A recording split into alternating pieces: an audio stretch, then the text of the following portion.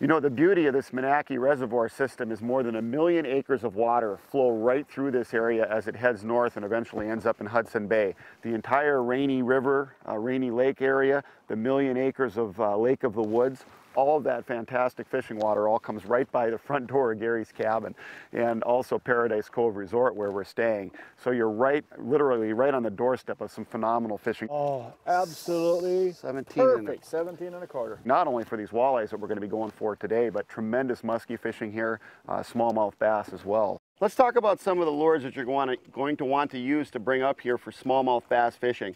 Typically in the spring of the year, the fish are going to be shallow in spawning areas, shallow back bays, wherever there's gravel or rubble. So as you're going along the shoreline, you're looking for areas where you see skull size or basketball size rock, not the flat slab rock areas.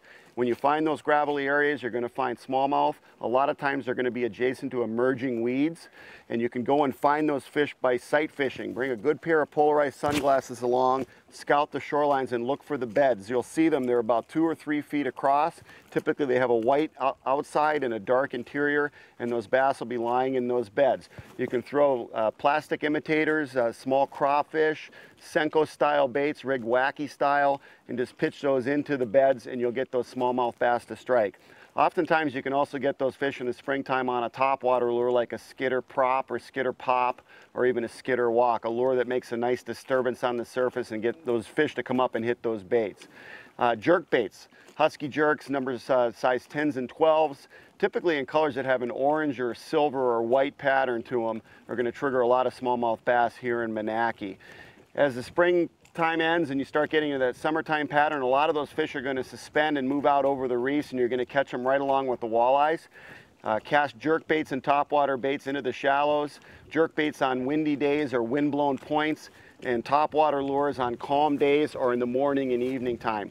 Once you see some bass, get those fish to come up, you can slow down and throw soft plastic lures at them and also trigger a lot of fish to strike. Lastly, you're going to want to bring a nice bait casting rod for doing most of your bass fishing, 6.5 to 7 foot rod with a medium action, and spool up with 10 or 12 pound test line.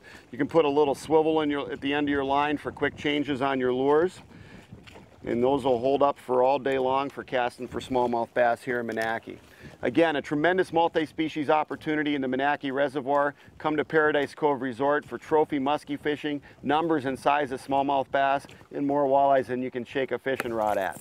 And that's the kind of tremendous smallmouth bass fishing waiting for you at Paradise Cove Resort in Minaki, Ontario. You know what? Let's take a moment here and catch up with Mr. Walleye Gary Roach as he talks about the techniques and tactics you can use for catching walleyes up here at Minaki.